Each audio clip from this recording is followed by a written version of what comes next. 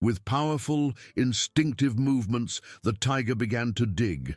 Its paws, once feared, now worked with surprising determination, kicking up clouds of fine sand. It dug deep, deeper than any human would dare, as if it knew of a hidden secret beneath the scorching surface. And then, to the lady's astonishment and life's glory, a trickle of moisture appeared, quickly transforming into a small pool of fresh, crystal-clear water. The tiger retreated, watching the woman with protective stillness, as if the spring were a gift, a miracle sprung from the sand to defy human cruelty. The lady, with her last remaining strength, crawled to the water, and each gulp was a hymn to life, a silent cry for justice against the coldness of man and in favor of nature's wild guardianship. Each gulp of that pure, cold water was a rebirth. The lady, whose name the desert had almost erased, felt life return to her veins, an electric tingle that dissipated the fog of dehydration. The taste was of earth and miracle, of a promise fulfilled against all odds. She drank until the excruciating pain in her throat subsided, until her cracked lips stopped burning, and her mind, once clouded, began to clear. The water was not just a liquid. It was a challenge, a silent scorn for the cruelty of the man who had left her to die. It was nature's answer, wild and unpredictable, to human arrogance. With renewed strength, she looked up. The tiger was there, a few feet away, sitting on its hind legs, its tail gently swaying in the sand. Its amber eyes, once terrifying, now seemed to carry a depth, an observation that transcended mere predation. There was no hunger in them, no immediate threat, just an ancient stillness, as if it were the guardian of a millennial secret, or perhaps the enforcer of a justice humans had forgotten. The lady no longer felt the paralyzing fear from before. There was a strange truce, a tacit alliance forged in the urgency of survival. She was chained, vulnerable, but the desert's most feared predator had become her improbable savior. Gratitude mingled with harsh reality. The water was a balm, but it was not freedom. The steel shackles on her ankles remained, cold and relentless, buried in the hot sand. The sun, though a little lower on the horizon, still scourged the landscape, promising a cold night and a new day of infernal heat. The miracle of water had bought her time, but time was a luxury she didn't possess. The millionaire, in his ivory tower of power and money, would be certain she was already dust, another silent victim of his impiety. The image of his cold, disdainful face ignited a new flame within her, not just of anger, but of fierce determination. She would not die there, not after being rescued by a tiger. She tried to move, dragging her exhausted body, feeling the weight of the chains. The metal grated. Sand entered the open wounds on her ankles. She looked at the tiger, as if seeking an answer, a sign. The animal, in turn, tilted its head slightly, its whiskers twitching. It seemed to understand her helplessness, the invisible barrier that held her more than the steel. There was an intelligence in its gaze that went beyond animal instinct, a wisdom the desert bestows upon its oldest inhabitants. The lady began to examine the chains.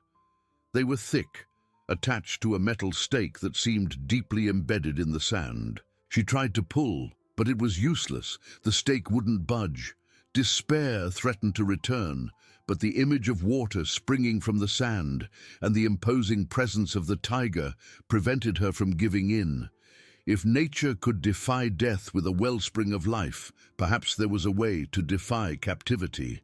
The tiger, as if reading her thoughts, stood up.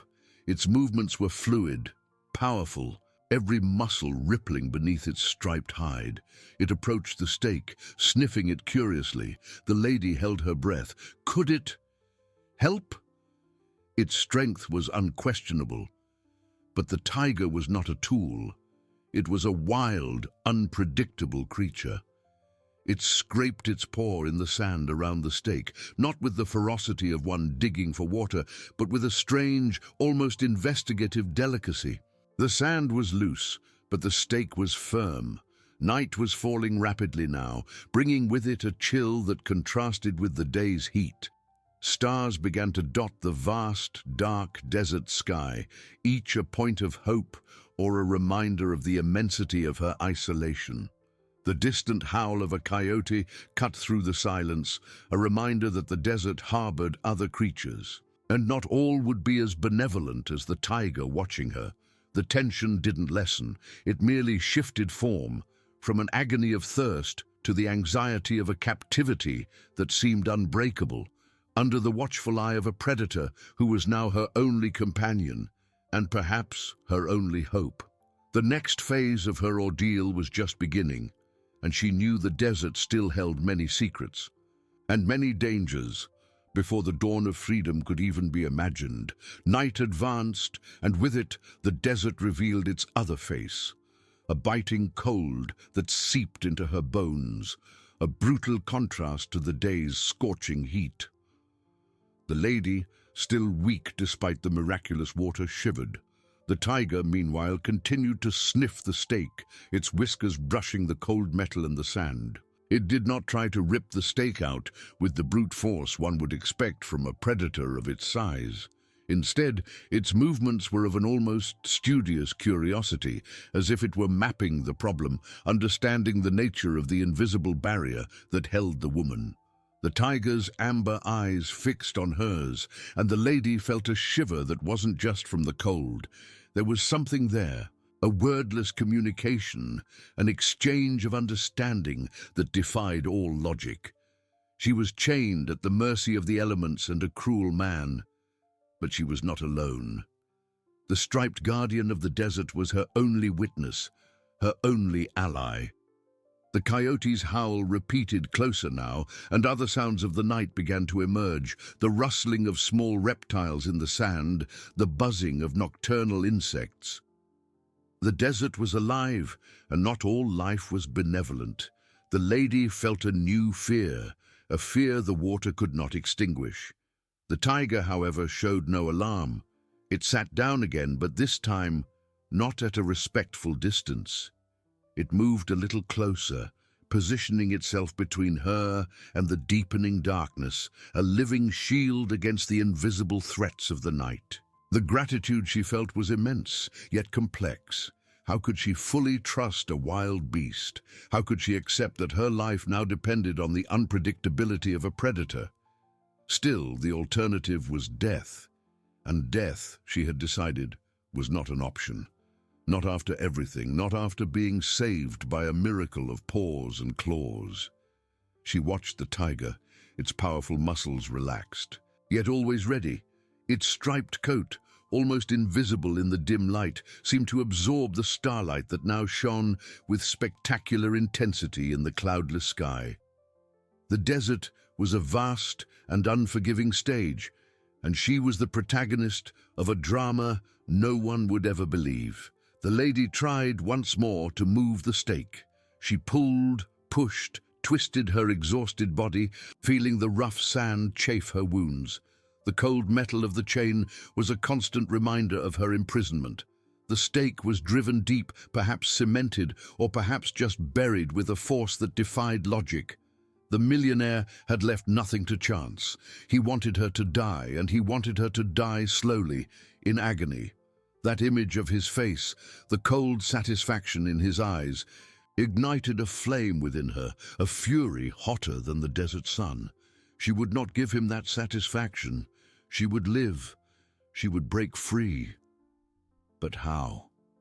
The tiger, as if sensing the wave of despair and determination emanating from her, let out a low growl, almost a deep purr, a sound that vibrated in the air. It stood up, and with the tip of its snout, nudged the chain. Then, with its claws, it scraped the sand around the stake again, this time with a little more force, but still without the ferocity of an attack. It seemed to be testing, evaluating. The lady looked at the sharp claws, capable of tearing flesh and bone, and imagined them trying to break steel. It was an absurd idea, but by now absurdity was her only reality. She extended her hand hesitantly towards the chain, and the tiger did not recoil. Their eyes met again, and this time there was a mutual acceptance, a silent understanding that both were in an extraordinary situation. Night deepened, and the cold grew more intense. The lady knew that hypothermia was as real a danger as dehydration. She needed warmth, shelter, but there was nothing. Only the sand, the sky, and the tiger. She huddled, trying to conserve what little heat remained in her body. The tiger, sensing her discomfort, did something unexpected. It lay down, not far, but close enough for the warmth of its massive body to radiate towards her. It was a wild, primal heat, but it was warmth, and it was life. She closed her eyes, feeling the faint warmth of the tiger and the biting cold of the desert. Her mind, once focused on pain and thirst, now grappled with the impossibility of her escape. The stake was immovable, the chains unbreakable. The tiger couldn't chew steel, but it had found water where there was none. It had defied death. Perhaps there was a way to defy the chains too. Time seemed to stretch and shrink in the darkness. Hours passed, marked only by the shifting constellations above and the intermittent sounds of the desert. The lady dozed, a light, troubled sleep, always aware of the tiger, its deep, constant breathing. Each time she awoke, the beast was there, a protective shadow, a silent guardian. With the first pale light of dawn, the cold reached its peak. The air was icy, and the sand, which had burned the day before, was now cold to the touch. The tiger stretched, its muscles rippling beneath its skin. It looked at the waterhole, still fresh and inviting, and then at the lady, whose eyes now held a mixture of exhaustion and a new, stubborn hope. The stake was still there, unyielding, the chains a cruel reminder, but the night had passed. She had survived, and the tiger, her improbable savior, was still by her side. The next phase of her ordeal was beginning, and she knew the desert in its relentless vastness still held secrets, and perhaps the key to her freedom. But the question remained, how could a wild tiger break the chains that bound her? The pale light of dawn brought not only the biting cold of the desert, but also a brutal clarity. The stake, a symbol of her imprisonment and the millionaire's cruelty, remained unyielding. The chains, cold against her skin, were a constant reminder of her helplessness. The question echoed in her exhausted mind. How could a wild tiger, no matter how intelligent and benevolent, break the steel that bound her? The sun, an orange-red disk, began to climb the horizon, painting the sky with fiery hues and promising a new day of relentless heat. With it, the night's cold receded, but exhaustion remained, weighing on her bones. The lady pulled the chain once more, a futile yet necessary gesture to reaffirm the reality of her captivity. The metal grated, fine sand entered the open wounds on her ankles, a constant pain. But now, secondary to the urgency of her situation, the tiger, her striped guardian, rose with the silent majesty of a king. Its amber eyes, which had watched all night, now fixed on the stake with renewed intensity. It approached, not with the haste of a predator, but with the deliberation of one pondering a complex problem. The lady watched it, every movement of the animal laden with a faint, almost irrational hope. If it could find water where there was none, perhaps it could find a way out where there seemed to be none. It sniffed the base of the stake, its nostrils flared, taking in the scent of metal, sand, and perhaps something more. Then it raised a front paw, claws retracted, and touched the metal. It wasn't an attack, but an investigative touch, as if it were mapping the surface, understanding the resistance. The lady held her breath. What would it do? Bite? Scratch? The tiger began to scrape the sand around the stake again, but this time with a difference. It wasn't the frantic digging for water, nor the light curiosity from before. It was a more methodical, deeper movement. Its claws, now partially extended, tore out handfuls of sand with controlled force, throwing them aside. It seemed to be trying to create a trench around the stake, exposing what lay beneath. With each scrape, sand flew, revealing more compacted layers. The stake seemed driven into an invisible rock, or perhaps into a concrete base that the millionaire, in his meticulous cruelty, had prepared. Despair threatened to return. A cold whisper in the lady's mind. It was useless. No animal force, no matter how great, could unearth something so deeply anchored. But the tiger didn't give up. It changed position, digging from a different angle, then another. Its breathing grew deeper. Its muscles rippled beneath its striped hide, a testament to its effort. It wasn't just digging, it was trying to understand the structure, the weakness. There was an intelligence in its movements that the lady never imagined possible in a wild beast. It seemed to be looking for the key to the stake, just as it had found the key to the water. The sand began to give way a little more, revealing not rock, but a layer of darker, more compacted earth, mixed with small stones. The millionaire had not cemented the stake, but had buried it with a depth and firmness that mimicked the solidity of a foundation. It was a perfect trap, designed to be unbreakable by conventional means. The tiger, however, was not conventional. It continued to dig, now with more ferocity, but still with a clear purpose. It wasn't just removing sand, it was undermining the base of the stake. The lady watched, her eyes fixed on the animal's work, feeling a new wave of hope, mixed with the fear that it would all be in vain. With each handful of earth the tiger tore out, the stake seemed to move, imperceptibly, but move. The sun was already high, and the desert heat began to press down again. The lady's throat was dry, but she resisted the temptation to go to the waterhole. Every second was precious. She needed to be alert, ready for anything. The tiger, for its part, seemed oblivious to the heat, focused on its task. Its stripes blended with the shadows the stake cast, making it almost invisible in its silent, determined effort.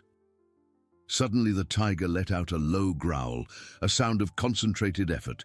It dug its claws deeper into the dark earth, and with a powerful tug, a scraping and grinding noise echoed in the air.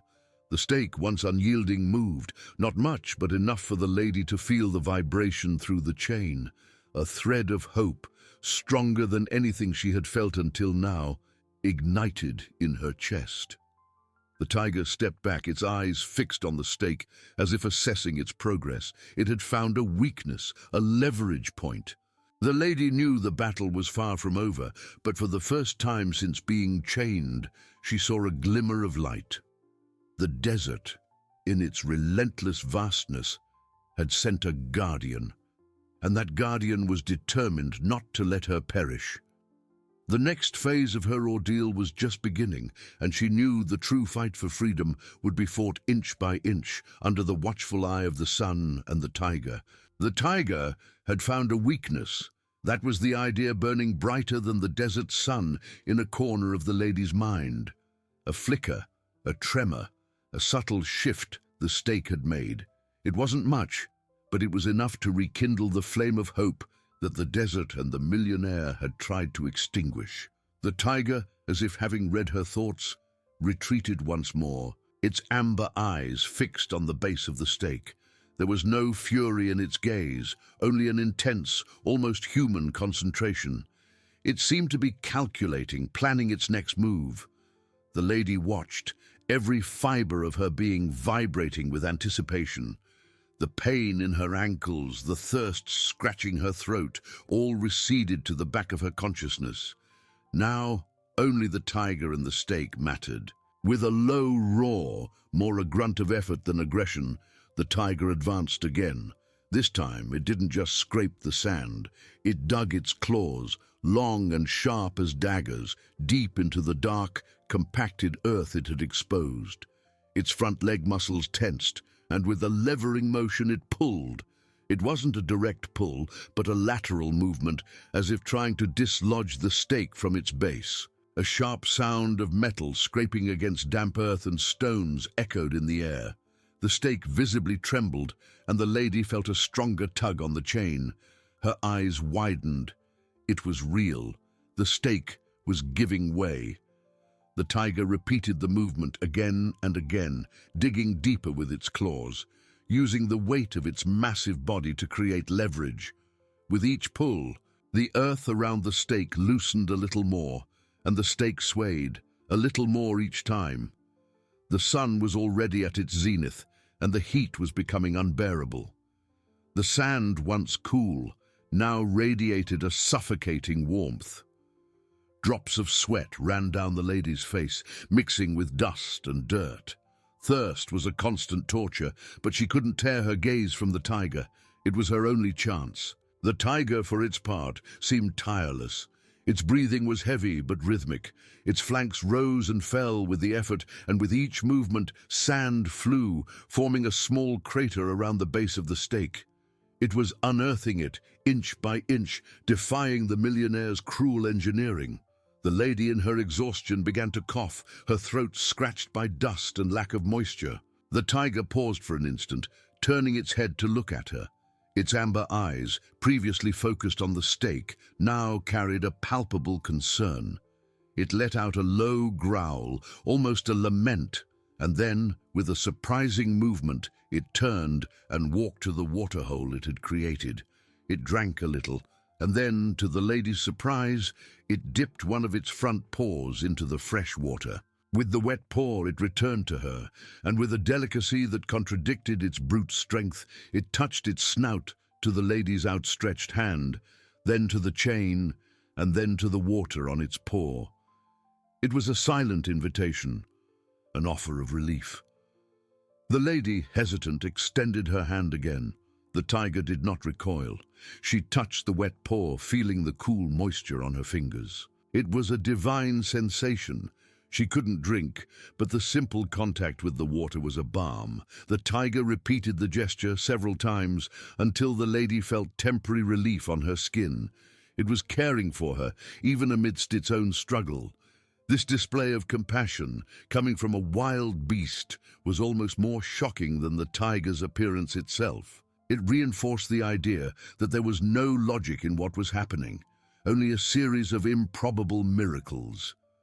With her thirst momentarily alleviated by the moisture on her skin, and her hope renewed by the tiger's kindness, the lady felt a new surge of strength. She looked at the stake, which now swayed more freely. The hole around it was deep enough for the base of the stake to be almost completely exposed. The tiger, as if sensing her renewed determination, returned to the task with controlled fury. It was no longer just pulling. It was using its body as a battering ram. It threw itself against the stake, not with the intention of breaking it, but of dislodging it from its earthen prison. Each blow was calculated, each push, an attempt to find the perfect angle to free her.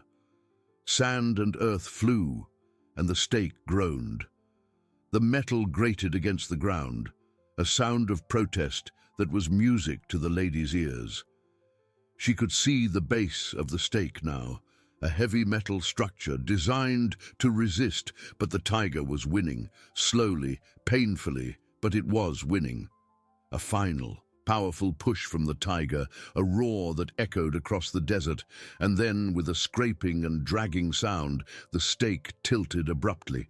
It wasn't free, but it was loose. The chain slackened for an instant, and the lady felt a shock of freedom, even if momentary. The tiger retreated, panting, but with a gleam of triumph in its eyes. The stake was standing, but now it was tilted, precariously balanced, and the crater around it was deep enough for the lady to see most of its base. The battle was not over, but victory was within reach. Freedom, once a distant mirage, now seemed a real, tangible possibility, mere inches away.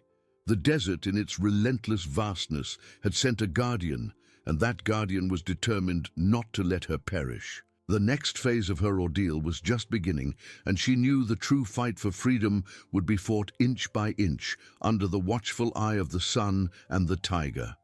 The stake, once an unyielding symbol of her imprisonment, now hung precariously.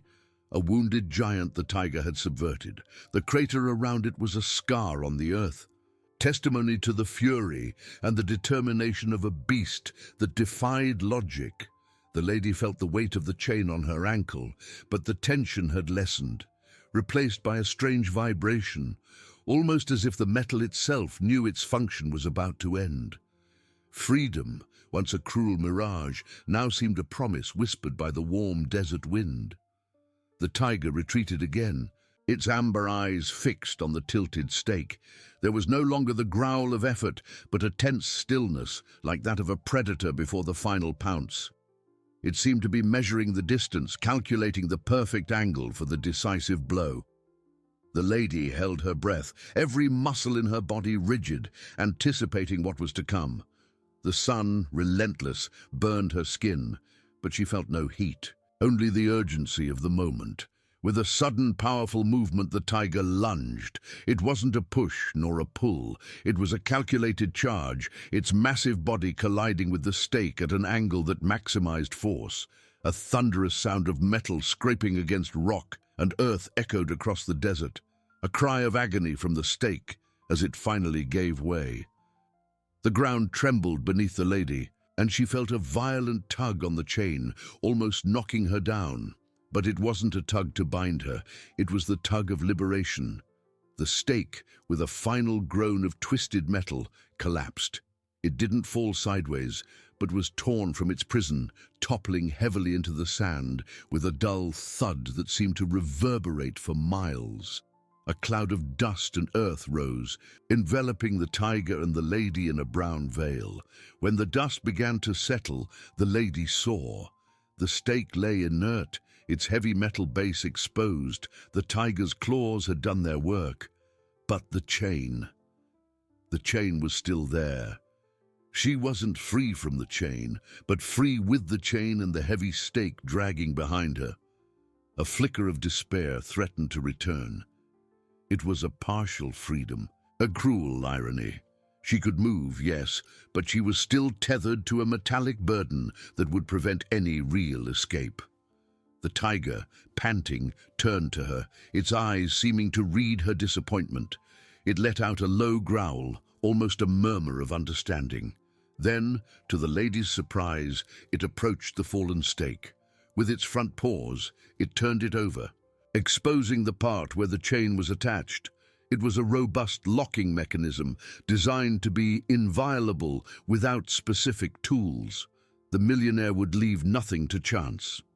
The tiger sniffed the metal, then tried to scratch the lock with its claws, but the steel was too hard. It tried to bite, but its teeth merely slipped on the smooth, cold surface. The animal's frustration was palpable.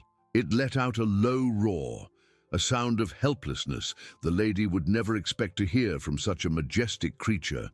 It looked at the chain connecting the stake to her ankle, then at the vast, unforgiving desert. Freedom was there, within reach, yet still unattainable. The lady, with the stake now loose, tried to stand. The weight of the metal was immense, but the possibility of movement was intoxicating. She dragged the stake a few inches, feeling the rough sand beneath her feet. The tiger watched her, its eyes following every movement, as if assessing the new situation. It seemed to be thinking, its animal mind processing the next challenge. Suddenly the tiger turned its head, its ears tensed. It sniffed the air, a low, guttural growl emerging from its throat. It wasn't a growl of frustration, but of alarm. Its amber eyes narrowed, fixing on a distant point on the horizon. The wind carried a faint sound, almost inaudible to human ears but clear to the predator. The sound of an engine. The millionaire, he was coming back. The lady felt a chill run down her spine, colder than any desert breeze. The hope that had blossomed with the fall of the stake threatened to wither again. She was free from the fixed prison, but still chained to a dead weight, and now Her tormentor was returning. The tiger, sensing the imminent danger, turned to her, its eyes conveying an urgency that needed no words. It nudged the stake with its head, as if urging her to move, to hide. But where to go? With a heavy metal stake shackled to her ankle, escape was impossible. The engine sound intensified, a distant hum growing in volume, announcing the imminent arrival of evil. The tiger let out a stronger roar, a sound of defiance and protection. It positioned itself between the lady and the direction from which the sound came, its muscles tense, ready for battle. The lady looked at the waterhole, then at the tiger, and finally at the horizon. Freedom was one step away, but death was another. The desert, which had once seemed a tomb, now became a battlefield. And she, chained and vulnerable, was at the center of it all, with an improbable guardian by her side, facing the return of her tormentor. The true fight for her life was about to begin, not against the sand or thirst, but against human cruelty, with the tiger as her only hope. The engine's hum, once a distant murmur, now swelled into a guttural roar, reverberating across the desert like a harbinger of doom. The lady felt her heart pound in her chest, a drum of dread echoing the sound of the approaching vehicle.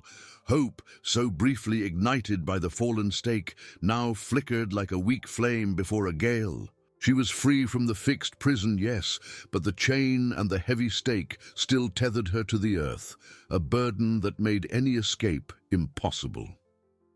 The tiger, its amber eyes fixed on the horizon, let out a deep growl, a sound that seemed to come from the depths of the earth. It wasn't a growl of fear, but of defiance, of a contained fury that promised retribution. It positioned itself between the lady and the direction from which the sound came, its massive body a living barrier, its muscles tense and ready. The vehicle's silhouette began to materialize against the sun's blinding glare, a dark blotch that grew rapidly, bringing with it the personification of cruelty. It was a luxury jeep, polished and imposing, tearing through the sand with reckless speed. It stopped a considerable distance away, kicking up a cloud of dust that momentarily obscured the view. When the dust settled, the millionaire's figure emerged. He was impeccably dressed, as always, a shocking contrast to the desert's desolation. In his hands, there was no sneering smile but a weapon, a double-barreled hunting shotgun, its metallic gleam reflecting the merciless sun. The millionaire, seeing the scene before him, the torn-out stake, the waterhole and the majestic tiger protecting the lady, paused. For an instant, just an instant, the surprise on his face was palpable. His eyes, once full of arrogance, now held a mixture of shock and rage. He had underestimated the desert and underestimated life's capacity to resist. His perfect plan had been undone by a beast. He raised the shotgun, pointing it directly at the tiger. A slow, cruel smile began to form on his lips. "So, the desert has its guardians, doesn't it?" His voice, though distant, carried a tone of mockery the lady recognized. "Too bad they're so wild." The tiger, without hesitation, let out a thunderous roar, a primal warning that made the ground tremble. It did not move, holding firm, a wall of stripes and fury. The lady, feeling the weight of the stake, tried to drag herself behind the tiger, seeking the protection of its massive body. The metal scraped on the sand, a harsh sound that seemed to scream her vulnerability. The millionaire laughed, a dry, humorless sound. "No use hiding, old woman. And you, beast, will learn that nature stands no chance against man." He took a step forward, adjusting his aim. The sun glinted on the barrel of the gun, a deadly reflection. The lady knew the tiger couldn't fight a firearm. It was strong, yes, but human technology was a different kind of threat. She needed to do something, anything. With a desperate effort, she pulled the stake, dragging it a few inches, creating a slight distraction. The sound made the millionaire avert his gaze for an instant, just long enough for the tiger to act. With surprising speed, the tiger lunged. Not at the millionaire, but at the jeep. In a calculated move, it leapt, its sharp claws tearing the vehicle's front tires with brutal force. Air hissed as the rubber gave way, and the jeep tilted precariously. The millionaire, shocked by the audacity of the attack, fired. The shot echoed across the desert, a deafening bang that made the lady scream. The bullet ricocheted off the sand near the tiger, kicking up a cloud of dust. The tiger, unharmed, retreated, but not to flee. It had disabled the millionaire's escape, leveling the playing field. Now it was an even fight, man against beast, without the advantage of mobility. The millionaire, his eyes wide with fury, looked at the shredded tires. His face, once arrogant, was now contorted into a mask of pure hatred. He had underestimated the tiger. He had underestimated that animal's will to protect. He raised the shotgun again, this time with murderous determination. The tiger, sensing the change in the man's intent, let out a war roar. It braced itself, its front paws digging into the sand, its body low and ready to pounce. The lady, chained and helpless, watched the scene unfold, her heart in her throat. She knew the tiger's life was at stake, and with it, her own. The millionaire fired again. This time the shot was more precise, aimed at the tiger's chest. But the tiger was fast. With an agile movement it swerved, the bullet grazing its shoulder, tearing out a tuft of fur and leaving a smear of blood. The tiger let out a growl of pain but did not retreat. The wound only fueled its fury. It attacked, not with the intent to kill, not yet. Its strategy was clear: disarm.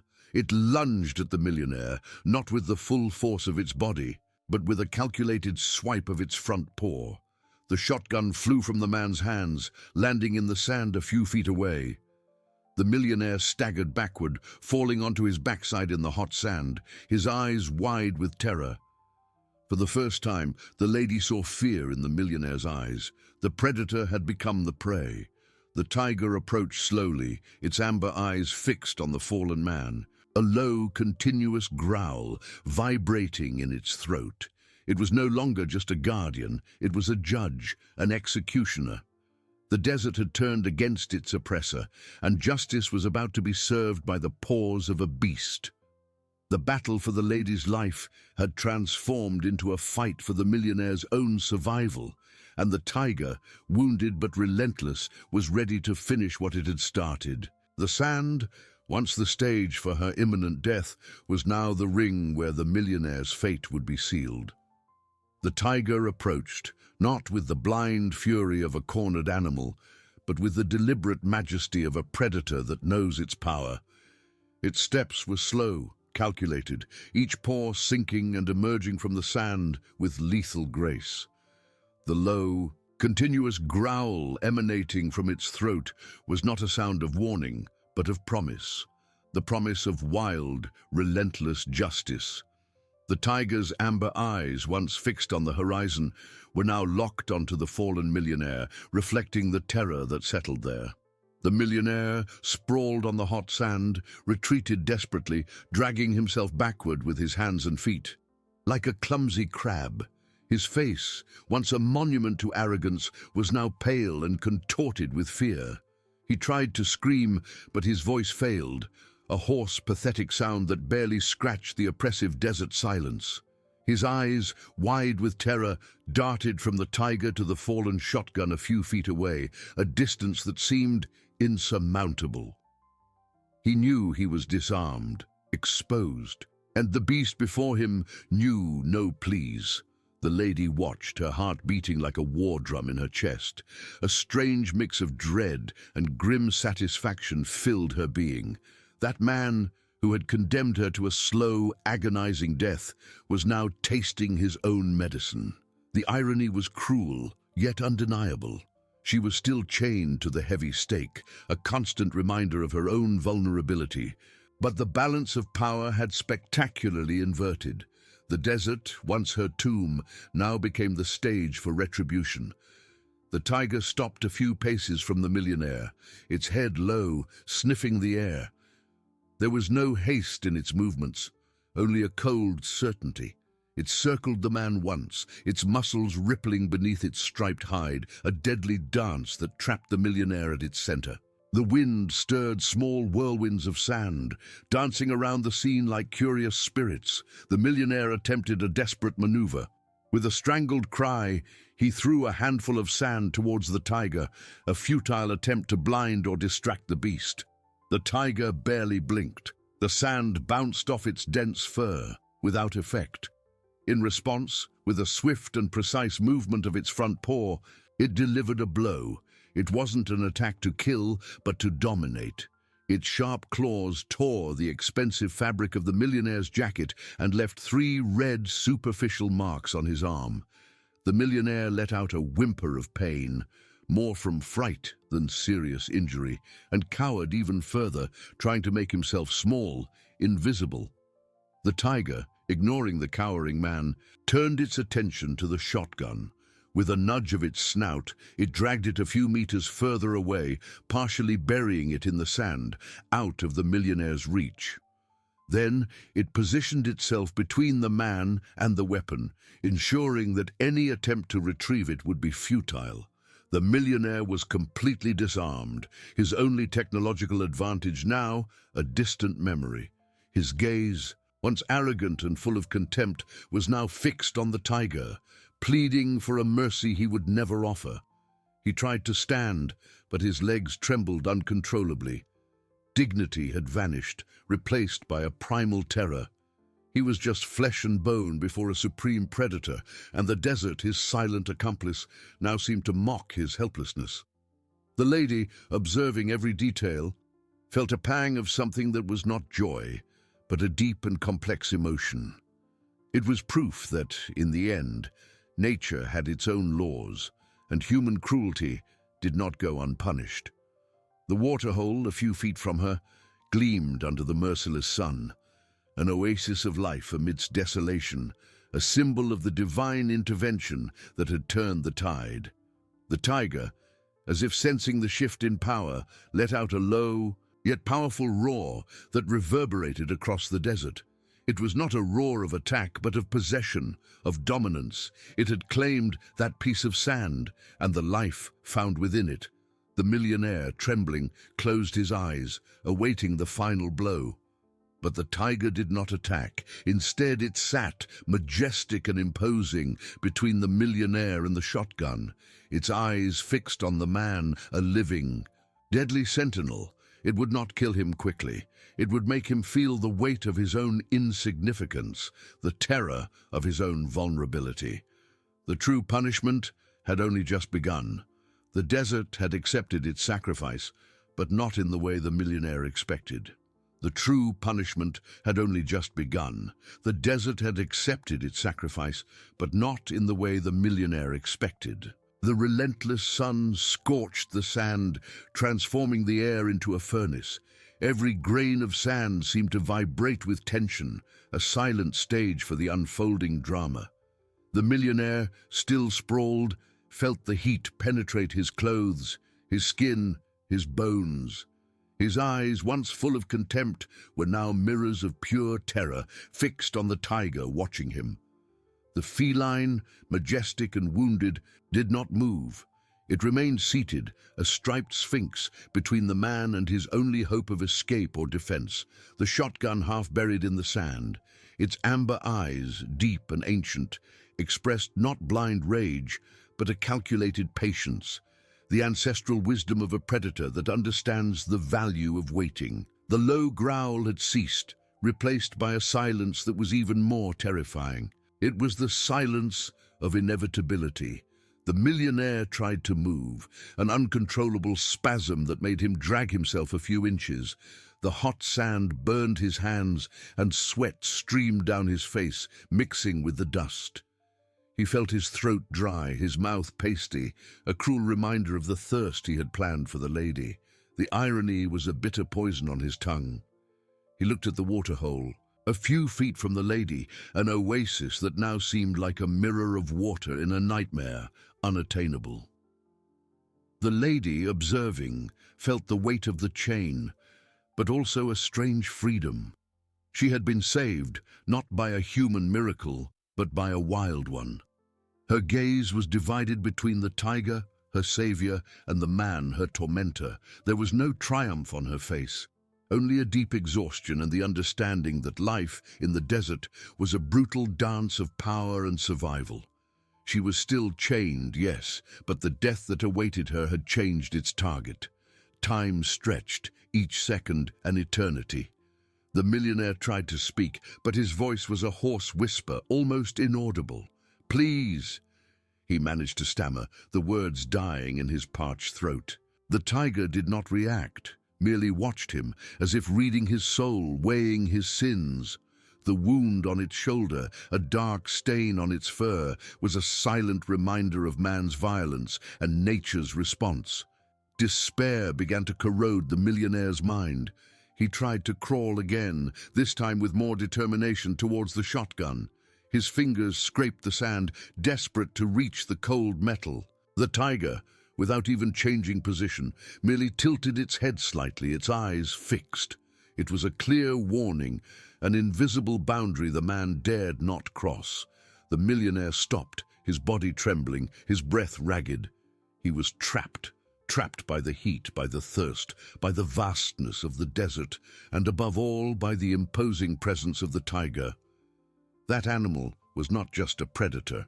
It was an executioner, a judge. The millionaire, accustomed to controlling, dominating, buying and selling lives, was now at the mercy of a force he could not comprehend, much less manipulate. His fortune, his power, his arrogance, all crumbled to dust under the beast's gaze. The lady, with an effort, dragged herself a little closer to the waterhole, feeling the moisture emanating from it. The water, clear and fresh, was an invitation to life. She wet her lips, feeling energy slowly return to her exhausted body. She looked at the millionaire, who watched her with a mixture of hatred and envy. He, the man who had condemned her to thirst, was now thirsty and helpless, watching her drink. The desert's justice was slow but relentless. The millionaire, in a surge of rage and despair, tried to stand completely. His knees buckled and he fell again, a frustrated cry escaping his cracked lips.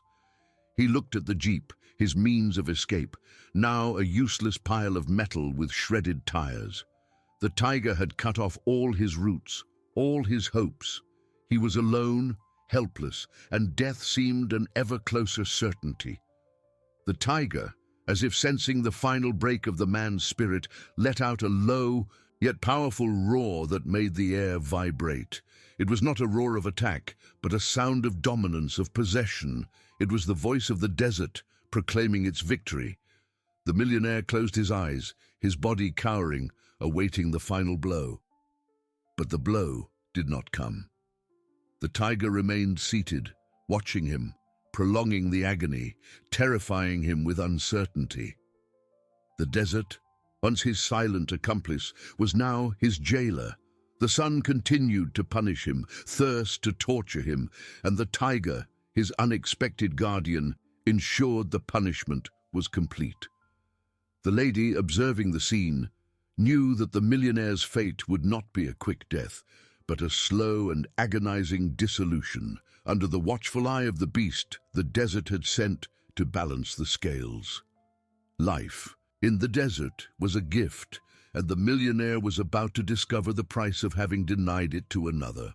The sun, an unblinking eye in the skull of the sky, continued its silent torture.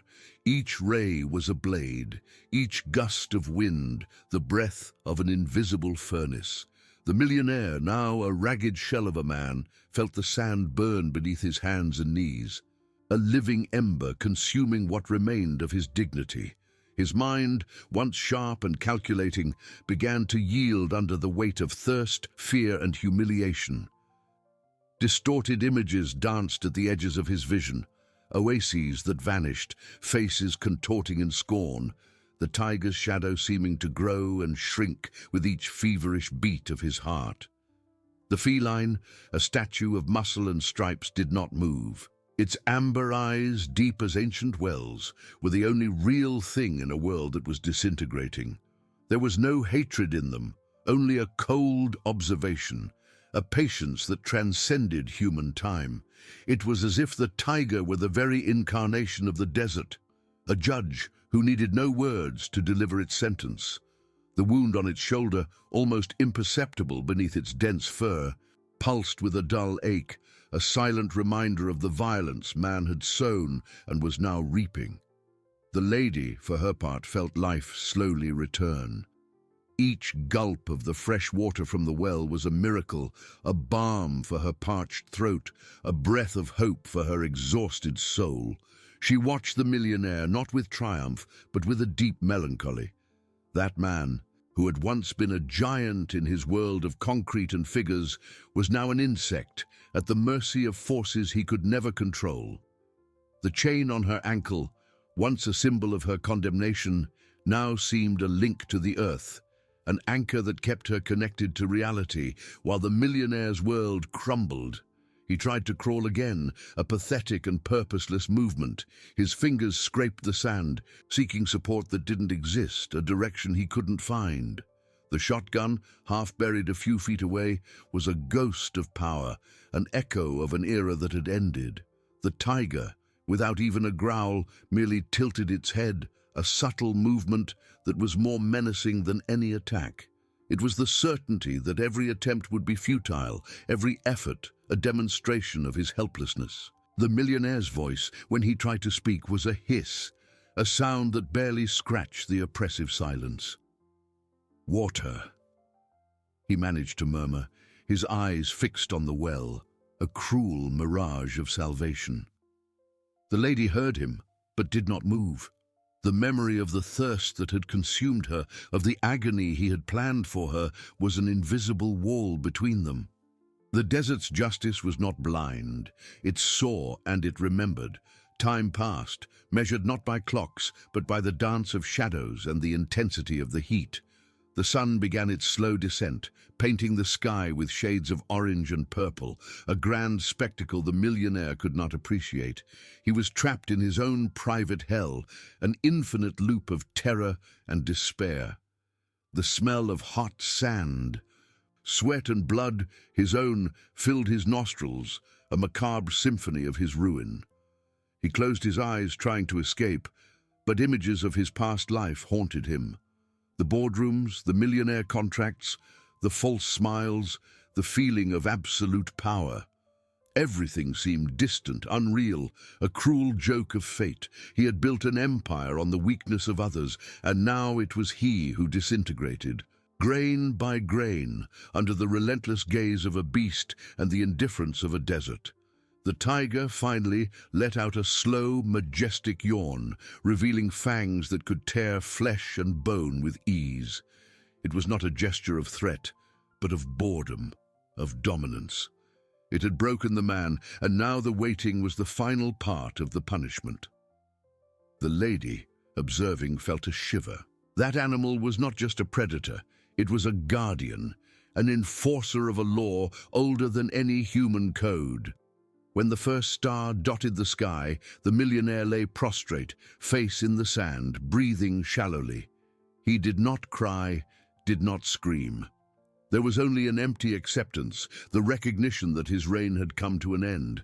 The desert had claimed his soul, and the tiger, his silent executioner, ensured the lesson was learned, slowly and painfully. The night promised to bring a new kind of terror, a cold that would penetrate his bones, and the certainty that darkness would bring no relief, only the prolongation of agony. The true punishment, indeed, had only just begun. The night descended upon the desert like a heavy, icy cloak, replacing the sun's torture with a new kind of agony. The air, once a crackling furnace, now bit at his skin with a biting cold, a brutal contrast that shocked the millionaire's already weakened body.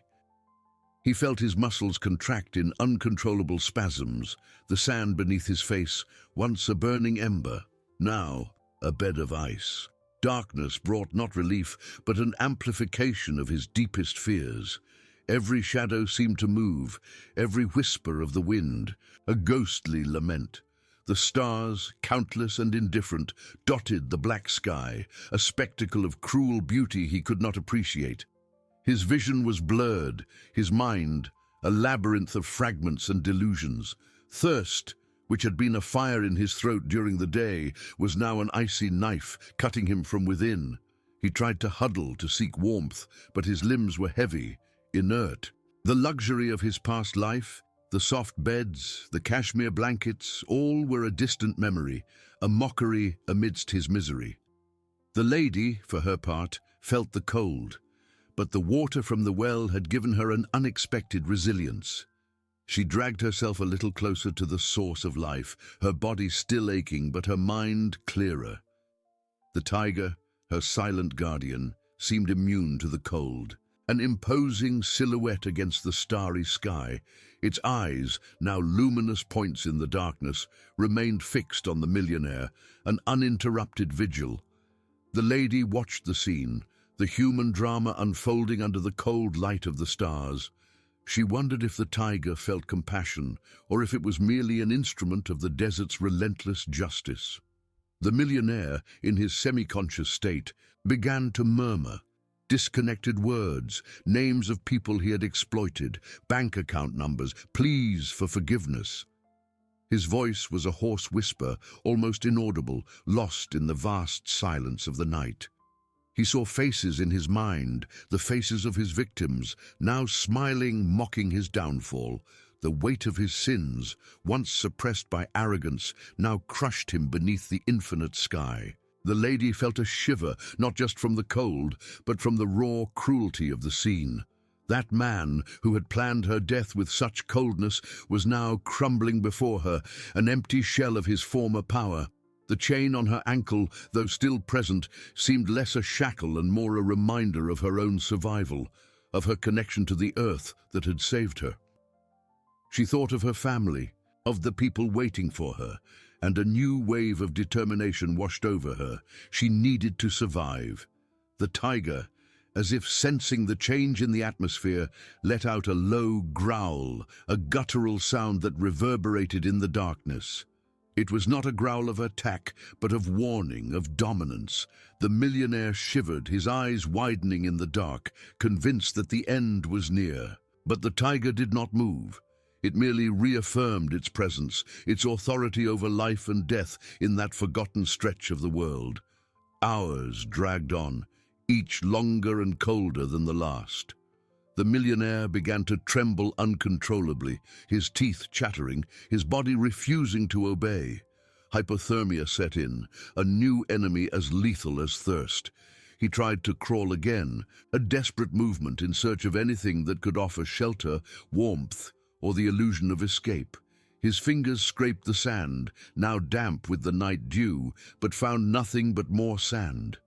The shotgun, which once represented his last hope of power, was now completely buried by the sand the night wind had moved. It was a symbol of his total impotence, of how the desert had erased all traces of his control. He was naked, disarmed, and at the mercy of everything. The lady, observing him, felt a strange mixture of revulsion and pity. Vengeance, she realized, brought no satisfaction, only an emptiness, an understanding of life's fragility. The millionaire, in a last surge of strength, managed to lift his head. His eyes, red and bloodshot, fixed on the lady, then on the waterhole, and finally on the tiger. There was a silent plea in his gaze, a request for mercy he would never have granted anyone. But the lady could do nothing. The chain held her, and the tiger, the true judge, remained motionless. A whimper escaped the millionaire's cracked lips, a sound that was more a lament than a word. He fell again, face in the cold sand, his body trembling in final spasms. The darkness of the night seemed to swallow him, his silhouette becoming indistinguishable from the landscape. The desert, in its indifferent majesty, was claiming another soul. The tiger, for its part, merely watched, a vigilant shadow ensuring the punishment was complete down to the last breath. The night was long, and death, in the desert, was a patient lover. The night was an abyss of ice, and the millionaire a flickering flame about to extinguish. Each breath was a monumental effort, a dragging of icy air into lungs that seemed to freeze from within. His muscles, once strong and defined by opulence and power, were now just a trembling heap of flesh, refusing to respond to the commands of a disintegrating brain. Hypothermia advanced, a cold mist invading every fiber of his being, robbing him not only of warmth but also of sanity. He no longer saw the indifferent stars, nor the dancing shadows of the night. His mind was a kaleidoscope of fragments, a screen projecting the ghosts of his own creation. Boardrooms transformed into dark caves, the applause of shareholders into laments of condemnation. He saw the faces of all those he had crushed in his relentless climb, the small, bankrupt entrepreneur, the evicted family, the exploited workers. Now, they did not smile in triumph, but stared at him with empty, accusing eyes, their voices mingling with the wind's howl, forming a macabre chorus of his ruin. He tried to scream, to plead, but his throat was dry, his lips cracked, and the sound that escaped was only a hoarse whisper, a pathetic whimper lost in the vastness of the night. His mother's name, a distant echo of innocence, tried to emerge, but was suffocated by the avalanche of his own sins. He writhed on the icy sand, a helpless worm, seeking a warmth that didn't exist, a redemption he never deserved. The shotgun, now completely submerged, was a cruel reminder of his lost power, a weapon the desert had swallowed, just as it was swallowing him. The lady, observing from her position near the well, felt the cold, but the miraculous water had infused her with a strength that transcended physical pain. She watched the man disintegrate, not with pleasure, but with a strange and melancholic understanding. He who had considered himself a god, who had played with the lives and deaths of others, now faced the oldest and most relentless justice, that of nature. There was no triumph in her heart, only an emptiness, a grim acceptance of inevitability. Vengeance, she realized, was a dish too cold to be savored. The tiger, an imposing and unyielding silhouette against the starry sky, showed no emotion. Its eyes, two amber points of light in the darkness, remained fixed on the millionaire, a vigil that was both a sentence and an epitaph.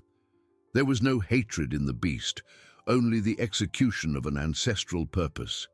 It was the guardian of balance, the herald of the desert's law, where human arrogance was pulverized to dust and life, a gift too precious to be wasted or denied.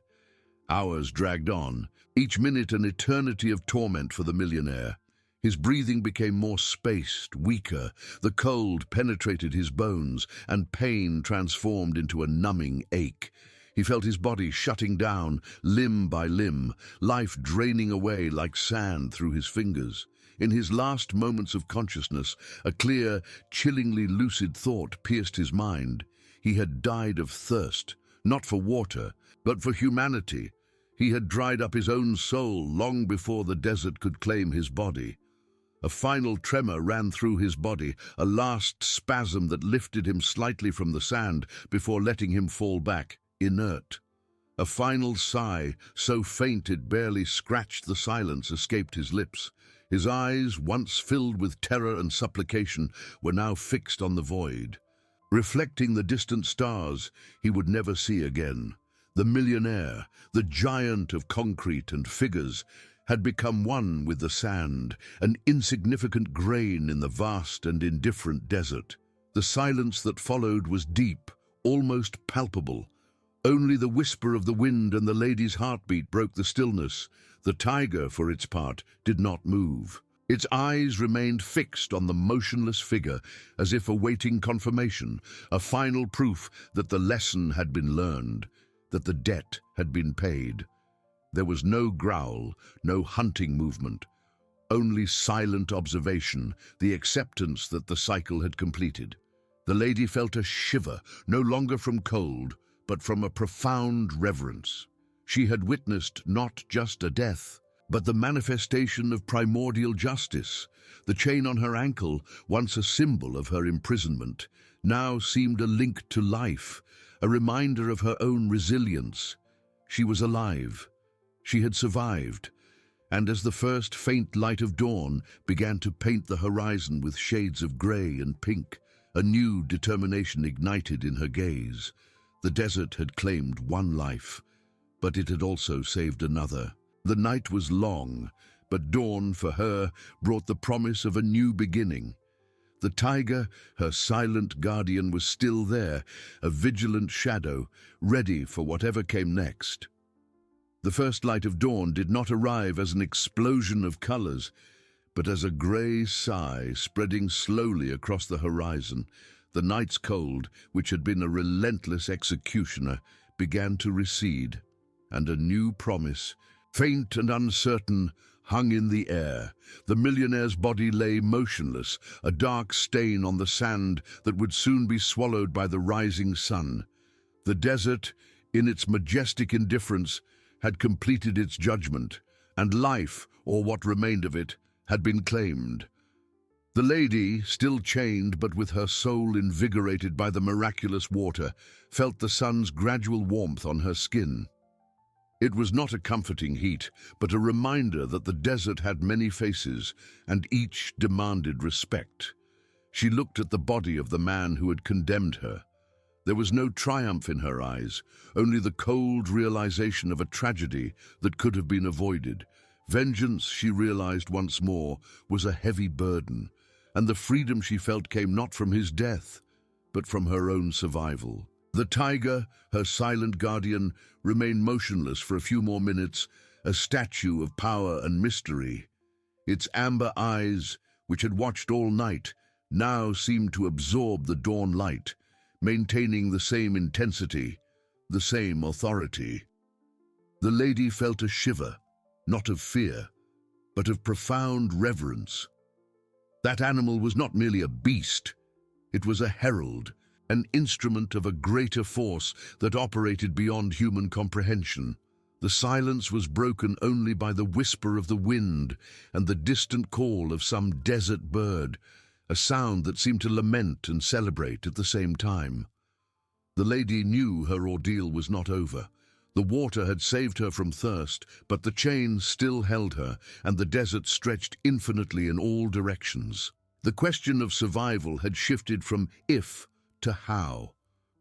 Suddenly the tiger moved, not with the haste of a hunter, but with deliberate and calculated slowness.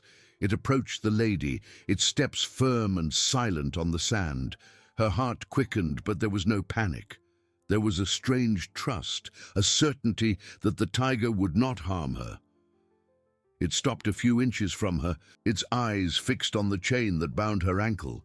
The lady watched, breathless, as the tiger lowered its head. With surprising precision, it opened its mouth, revealing sharp, powerful fangs. Instead of attacking, it bit the chain.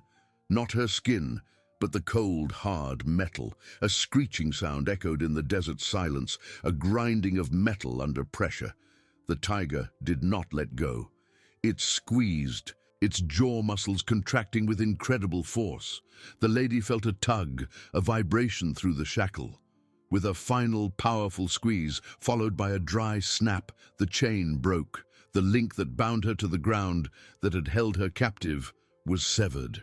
The lady looked at the twisted metal on her ankle, then at the piece of chain the tiger had dropped in the sand. It was a miracle, another one, granted by that majestic creature. The tiger retreated a step, its eyes still fixed on her, as if awaiting a reaction. The lady tried to stand. Her muscles were stiff, her knees weak, but adrenaline and the pure joy of freedom propelled her. She stumbled, but managed to stand, the broken chain still on her ankle, now a mere adornment, a reminder of her ordeal. She looked at the tiger, her eyes brimming with gratitude. There were no words to express what she felt, only a nod of her head, a silent reverence for her savior. The tiger, as if having completed its last task, turned. It did not run, nor did it hurry. It simply began to walk, slowly towards the east, where the sun was beginning to rise in all its glory. The lady hesitated for a moment, looking at the waterhole, her source of life, and at the millionaire's body, a monument to human arrogance. But her gaze was drawn back to the tiger. There was a direction in its steps, a purpose. She knew what she had to do. With one last look back, she began to follow the tiger. Each step was a victory, each movement an affirmation of life. The desert was still vast and dangerous, but she was no longer alone. The tiger was her guide, her protector, her link to nature's relentless justice and surprising mercy. The chain on her ankle, once a shackle, was now an amulet, a symbol of her resilience. The sun rose, painting the sky with shades of orange and gold, revealing the immensity of the landscape. The lady, free and determined, walked behind the tiger, a tiny silhouette against the grand backdrop of the desert. The journey was far from over, but hope, once a tenuous thread, now shone with the strength of the rising sun. She had survived thirst, cold, and the malice of a man. Now she would face the desert with the certainty that life, however arduous, would always find a way. The tiger ahead was living proof of it. The rising sun, once a faint promise, now rose like a disk of fire on the horizon, painting the desert with fierce shades of orange and red. Each ray seemed to carry the weight of a new day, and with it the relentless reality of the journey that was beginning. The lady, with the broken chain still on her ankle like a strange talisman, followed the tiger's firm, silent steps. The animal did not look back, its imposing silhouette advancing with a determination that seemed to transcend the landscape itself.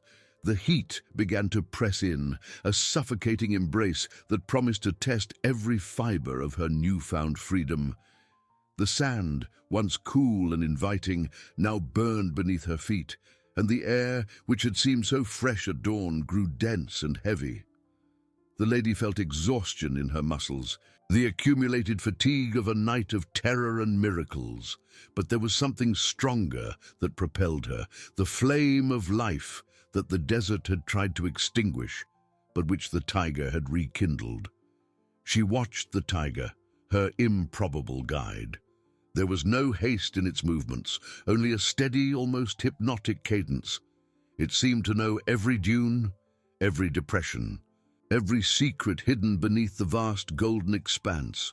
Its amber eyes, which had watched her in the darkness, now seemed to absorb the sunlight, maintaining the same intensity, the same silent authority. The lady felt a deep connection with that creature, a gratitude that went beyond words, a mutual understanding that transcended the barrier of species. She was the survivor, it, the herald of justice and hope. Hours dragged on, transforming the landscape into a blur of sand and sky.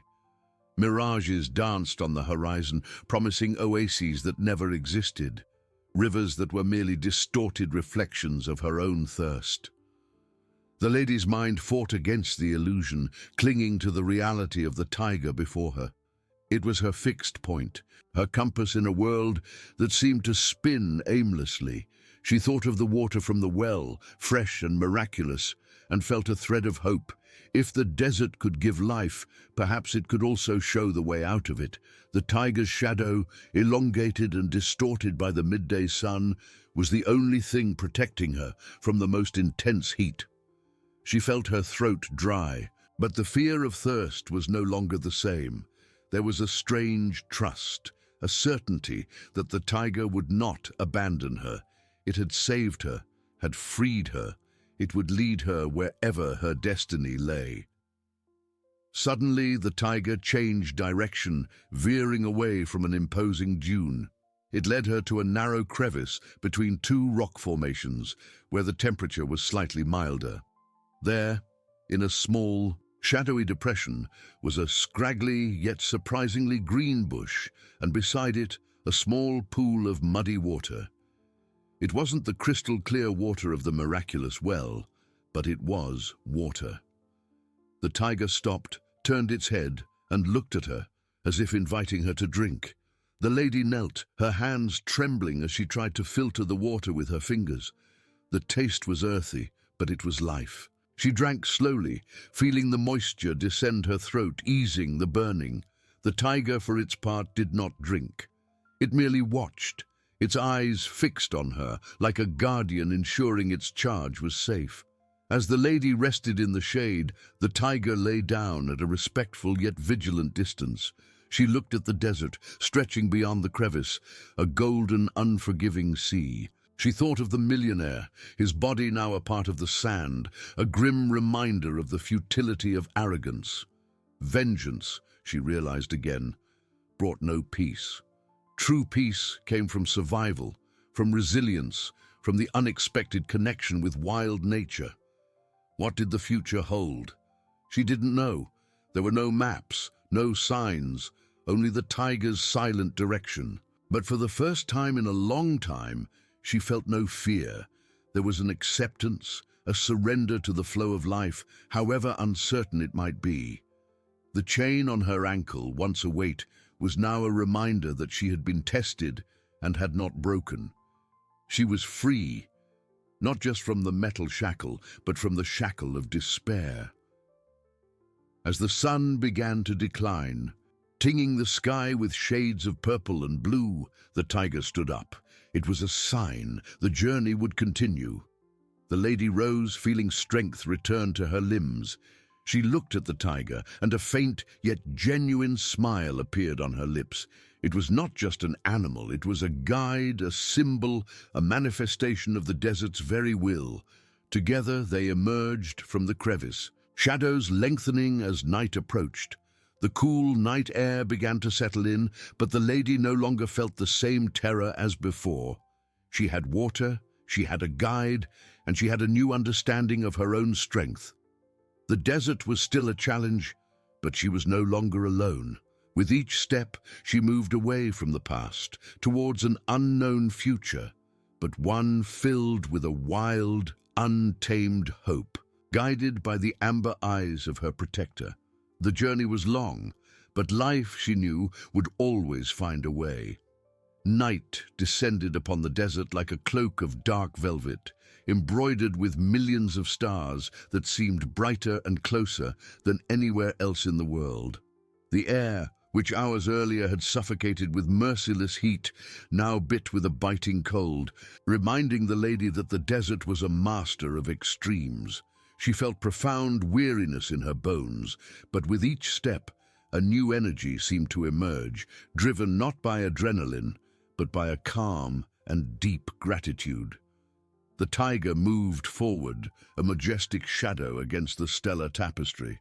Its amber eyes, which had once seemed like beacons in the darkness, now reflected the starlight, silent guides in a world without landmarks. The lady watched every movement, every contraction of the muscles beneath its striped hide. There was no hesitation, only an unwavering purpose. She wondered where it was leading her, but the question was not accompanied by fear. Uncertainty had transformed into an adventure, a leap of faith in nature's wisdom. The silence of the night desert was different from the silence of the morning. It was not an emptiness, but a symphony of subtle sounds, the whisper of the wind in the sand, the rustling of some nocturnal insect, the very rhythm of her breath, and the tiger's steps. She felt a part of it, a small piece in a vast and indifferent ecosystem that had, somehow, reached out to save her. The chain on her ankle, that twisted piece of metal, was now almost imperceptible. It didn't weigh, it didn't hurt. It was a constant reminder of where she had come from and what she had overcome. It was an amulet, a symbol of her resilience, forged in the fire of ordeal and broken by the brute force of a miracle. The millionaire, his cruelty, his arrogance, all seemed so distant, so insignificant beneath the vastness of the starry sky. Her vengeance was no longer a concern. Life, freedom, the connection with the wild, that was the true victory. Hours passed, and the landscape began to subtly change. Rolling dunes gave way to more pronounced rock formations, sculpted by wind and time into fantastic shapes. The air grew drier, and the lady felt the need for water again, but her trust that the tiger would provide was unwavering. It had guided her to a pool before. It would guide her again if necessary. Suddenly, the tiger stopped. There was no sound, no warning. It simply ceased its movement, turned its head, and looked at her. Its eyes in the starlight seemed to hold the wisdom of ages. The lady stopped too, her heart beating with a silent expectation.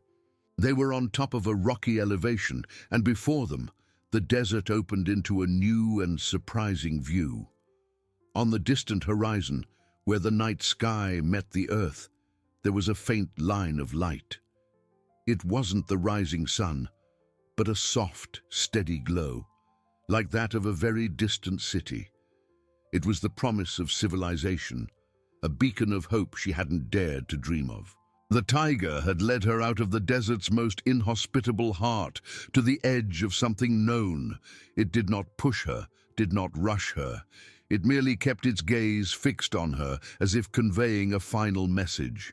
The lady understood. Her journey with it was coming to an end. It had saved her, guided her, freed her. Now she needed to follow her own path.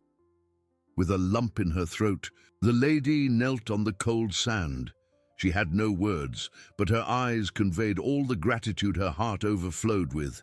She bowed deeply, a final homage to her savior, her guide, her herald of nature's justice and mercy. When she lifted her head, the tiger was still there, its eyes fixed on her for another moment. Then, with the same silent dignity with which it had arrived, it turned. It did not walk towards the distant light. Instead, it moved north, towards the deeper darkness of the desert, to the rugged mountains that rose like sentinels in the night. It was a creature of the wild, and to there it returned. Its silhouette grew smaller and smaller until it completely merged with the shadows, leaving the lady alone, but not helpless. She stood up, feeling a renewed strength, a clarity of purpose she had never known. The chain on her ankle was now an adornment of honor. The desert had tried to break her, a man had tried to kill her, but life, in its wildest and most unexpected form, had prevailed.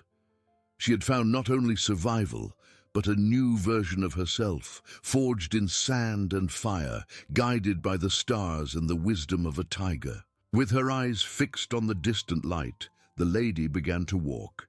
Each step was firm, each breath a hymn to life. The desert was still vast, but it was no longer an enemy.